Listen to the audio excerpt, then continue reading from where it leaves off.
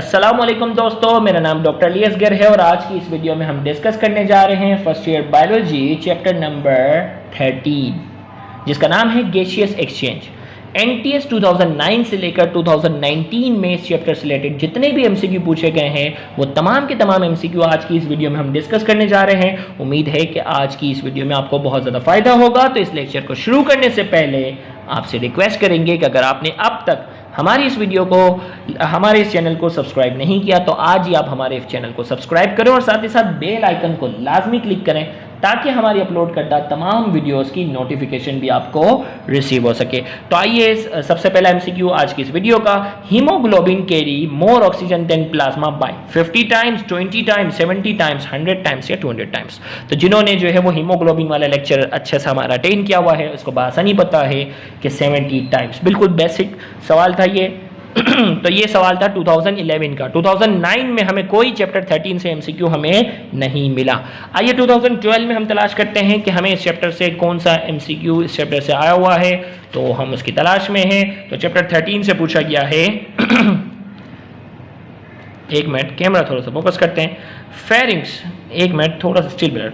Pharynx lead air into which through glottis. Pharynx से हवा किस में दाखिल होगी? Trachea, bronchus, alveoli, nasal, sac, larynx. बहुत ही बेसिक सवाल रेस्पिरेटरी सिस्टम का। फेरिंग से हवा लैरिंग्स में जाती है। इसका करेक्ट आंसर हमारे पास जो है वो ई है। 2012 के बाद 2013 एनटीएस की तारीख का सबसे मुश्किल तरीन पेपर माना जाता है। आइए देखते हैं उसमें कौन सा सवाल इस चैप्टर से पूछा गया है। Which of the following describe the movement involved in breathing out? जैसे ही हवा एक्सपायर करते हैं ना, एक्सपायरेशन की बात हो रही है।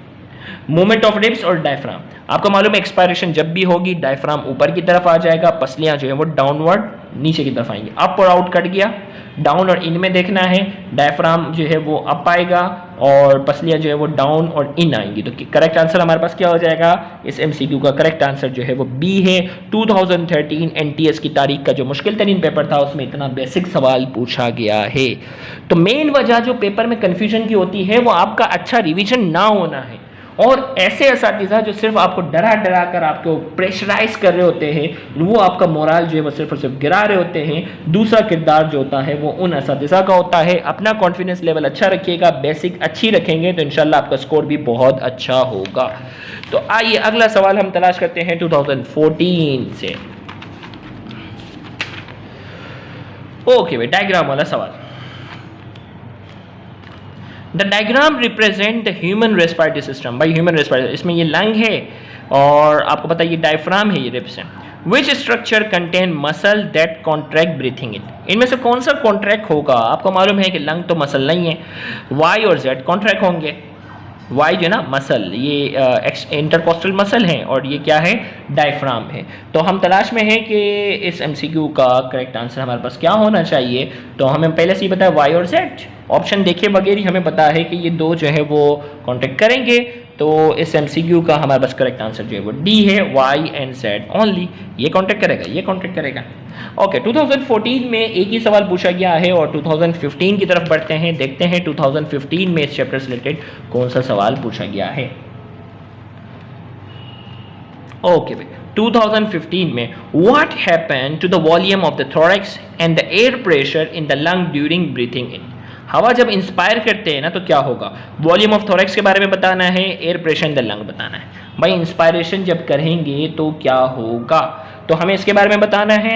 तो हमें मालूम है कि वॉल्यूम ऑफ थोरैक्स बढ़ जाता है और एयर प्रेशर जो होता है वो डिक्रीज होता है। इंस्पायरेशन का पूरा लेक्चर आप अच्छे से अटेंड कर ले तो आपको मालूम होगा कि भाई थोरैक्स का वॉल्यूम बढ़ता है, वॉल्यूम और प्रेशर के दरमियान इन्वर्स रिलेशन होता है, लिहाजा प्रेशर जो है वो डिक्रीज होता है, लिहाजा बाहर की हवा जो होती है वो लंग्स में दाखिल होती है। तो इसका करेक्ट आंसर हमारे पास क्या है? E is the correct answer. तो ये 2015 का एमसीक्यू था और आपको मालूम है आइए 2016 में डाउ ने अलग टेस्ट कंडक्ट किया, लियारी वालों ने अलग टेस्ट कंडक्ट किया हुआ है और केएमजी से वालों ने अलग। तो देखते हैं इनमें हमें कौन कौन सी वैरायटी मिलती है एमसीक्यू की। चलो भाई, ये हमारे पास एक मिल गया।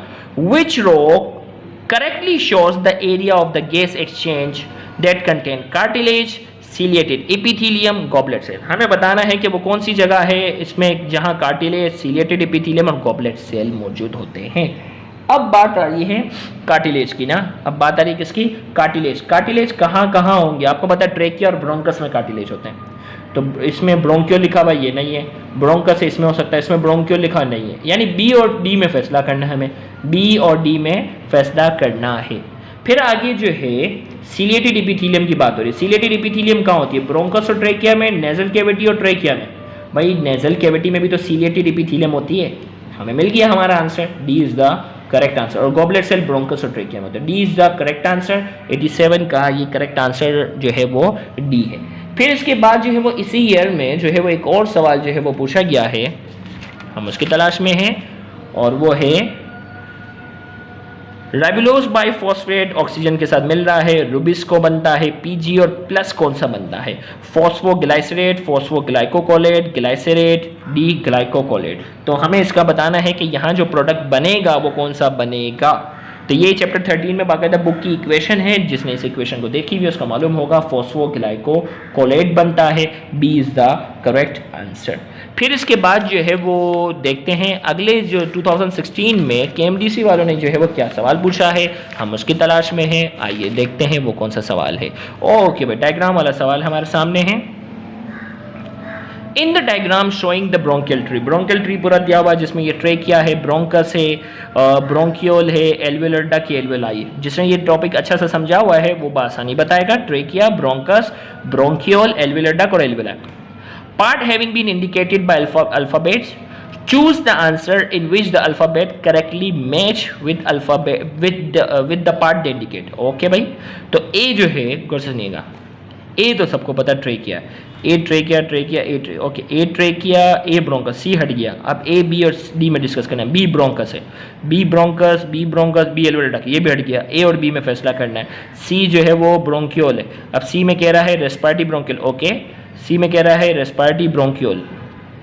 एक मिनट, किस में वैसा करना? ए और बी में करना था ना। इसमें कह रहा है सी एल्वेलर डक्ट, इसमें कह रहा है सी रेस्पिरेटरी ब्रोंकियोल। तो हमें मिल गया हमारा option A is the correct answer. इसका एस एमसीक्यू का करेक्ट आंसर जो है वो ए है। फिर उसके बाद जो है वो इसी ईयर में एक और सवाल भी पूछा गया है, enzyme carbonic anhydrase in RBC help in dash transportation. Enzyme carbonic anhydrase जो रेड ब्लड सेल के अंदर होता है वो किसकी ट्रांसपोर्टेशन में किरदार अदा करता है? बहुत आसान सवाल, carbon dioxide. Transport of carbon dioxide वाला आप हमारा लेक्चर देखिएगा, उसमें कार्बोनिक एनहाइड्रेज का बाकायदा हमने जिक्र किया हुआ है। इस एमसीक्यू का करेक्ट आंसर हमारे पास है डी, कार्बन डाइऑक्साइड। फिर इसके बाद जो है ओके 2017-18 कोई एमसीक्यू नहीं मिला 16 के बाद। 2019 में इसके 3 सवाल पूछे गए।